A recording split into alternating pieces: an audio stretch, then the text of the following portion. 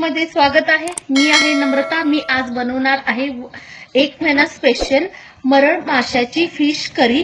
कशी बनवायची तर चला आपण बघूया अगदी कोल्हापूर स्टाईल मध्ये। आता मी मरण मासा घेतलेला आहे। तुम्हाला मी आता ह्याची फिश करी करून दाखवणार आहे आणि ह्या माशाला आपण सर्वप्रथम मीठ लावून एक अर्धा तास फ्रीज मध्ये ठेवणार आहे।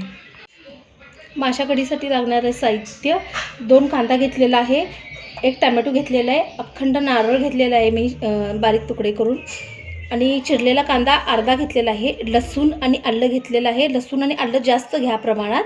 कढीपत्ता घेतलेला आहे, धना 1 चमचा घेतलेला आहे, बडीशेप 1 चमचा घेतलेला आहे, जिरा अर्धा चमचा घेतलेला आहे, लवंग आणि मिरी हे मी साधारण 4 ते 5 घेतलेले आहे। तुम्हाला जर आवडत असेल तर तुम्ही कमी जास्त करू शकता। वेलदोडे मी 2च घेतलेले आहेत। आता मी हे मसाला जो आहे फ्राय करून घेणार आहे। त्याच्यासाठी मी तेल घेतलेलं आहे 4 ते 5 चमचा। तेल तापलं की मी कांदा घालणार आहे त्याच्यामध्ये। आता कांदा मी घातलेला आहे तेल गरम झाल्यानंतर। कांदा चांगला लालसर करून घ्यायचा।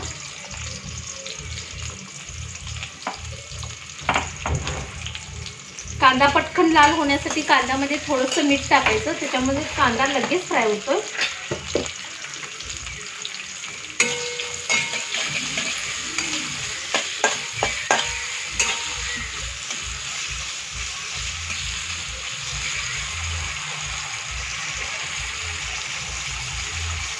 आता ह्याच्यामध्ये मी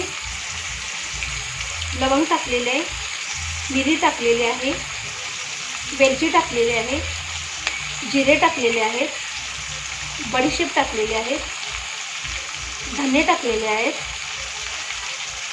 जर तुम्ही पांढरे तीळ वगैरे वापरणार असला तर वापरू शकताय, पण मी याच्यात वापरणार नाही आहे। ते पण तुम्ही अर्धा चमचा तीळ टाका, आणि जास्त टाकले की कडवट होणार रस्सा। मी कढीपत्ता पण सगळा टाकलेला आहे आणि हे मी चांगलं फ्राय करून घेणार आहे। आधी जर मी गरम मसाला टाकला तर तो करपण्याची शक्यता असते, म्हणून कांदा घालून झाल्यानंतर थोडासा लालसर झाल्यावरच मसाला घाला।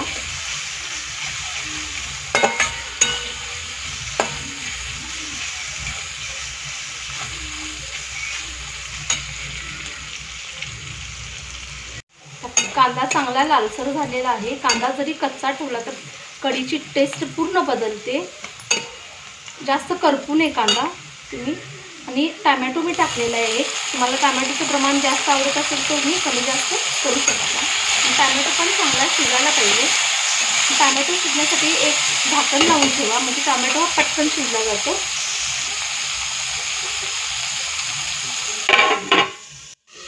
आता आपण झाकण काढून बघूया। टोमॅटो आणि 2 मिनिटं जरा शिजवून घ्यायचं। मऊ झालेलं आहे अगदी सॉफ्ट। टोमॅटो अगदी मऊ झालेला आहे, सॉफ्ट। हे बघा। आता आपण ह्याच्यामध्ये जे आपण खोबरं बारीक करून ठेवलेलं आहे ते घालून घेऊया।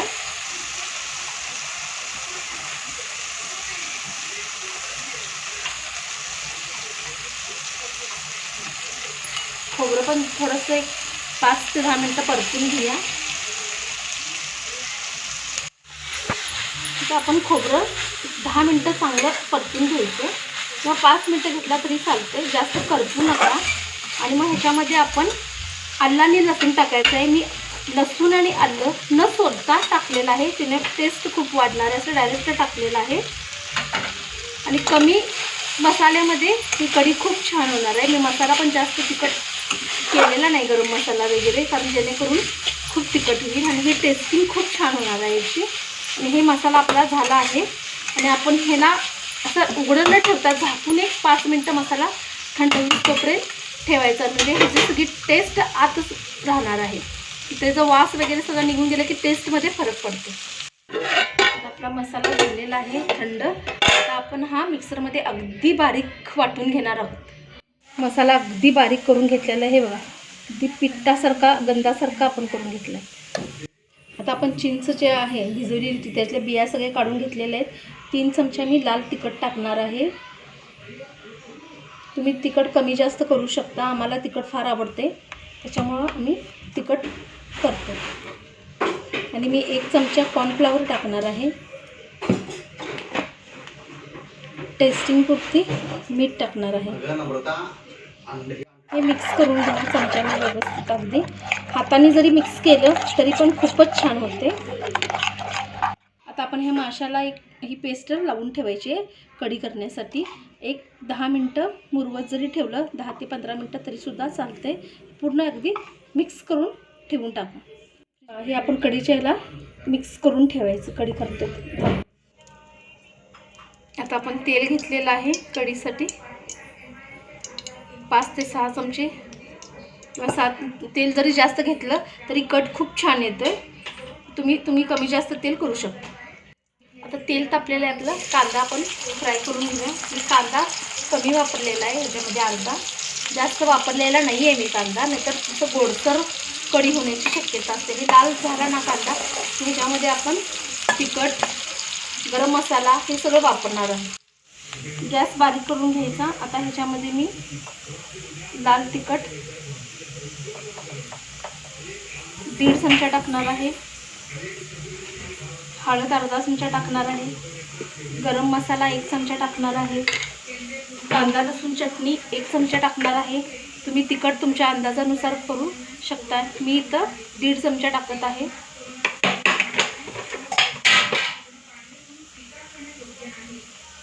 आणि हे सगळं 2 मिनटं असं परतून घ्या तेलामध्ये. आणि मी आता जो आपण वाटलेला आहे, वाटण जे केलेलं आहे मसाल्याचं, ते त्याच्यामध्ये घालणार आहे.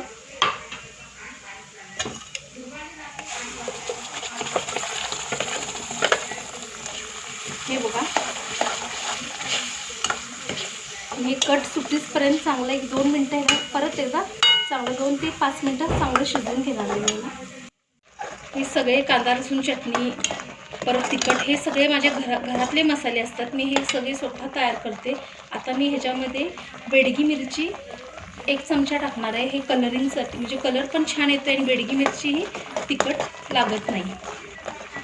हे सगळंच मिक्स करून मिक्सरच्या भांड्यामध्ये मी हे पाणी घालून घेतलेलं आहे, कारण मसाला आपला शिल्लक राहतोय. तेच पाणी मी कढीसाठी वापरणार.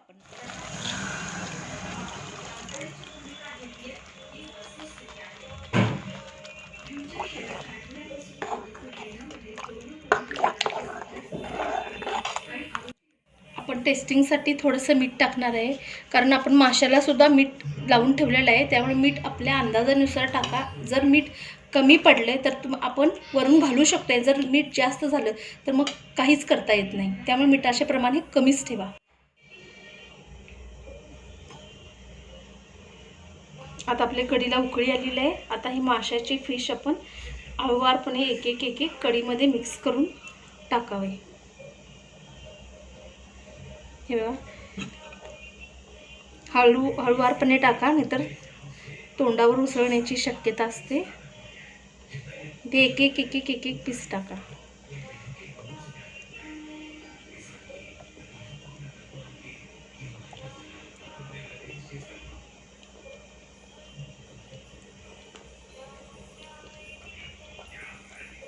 हे आपलं सगळं टाकून झालेलं आहे. आणि जे पेस्ट आपण केलेली चिंचेची ही याच्यामध्ये शिल्लक राहिलेलं आहे, हे मी पूर्ण याच्यामध्ये घालते. आणि एक उकळी चांगली आली की झाकण लावून ठेवा. आपला फिश 5 मिनिटात तयार होतोय. आता कढीला चांगली उकळी आलेली आहे. ही आपली कढी तयार आहे. हे बघा, फिश किती सॉफ्ट आणि मऊ शिजलेला आहे. हे बघा किती छान झालेलं आहे फिश. मी तुम्हाला तोडून दाखवते. अगदी मस्त रसरशीत चवदार, अगदी कट बिलकुल फुल आलेला आहे. जर तुम्हाला माशाची माझी फिश कढी आवडली असेल 1 महिना स्पेशल, तर तुम्ही मला लाईक, शेअर, सबस्क्राईब करा. आणि पुन्हा भेटूया नवीन रेसिपीसोबत. तोपर्यंत स्वस्त राहा, मस्त राहा, माझी रेसिपी ट्राय करत राहा. धन्यवाद.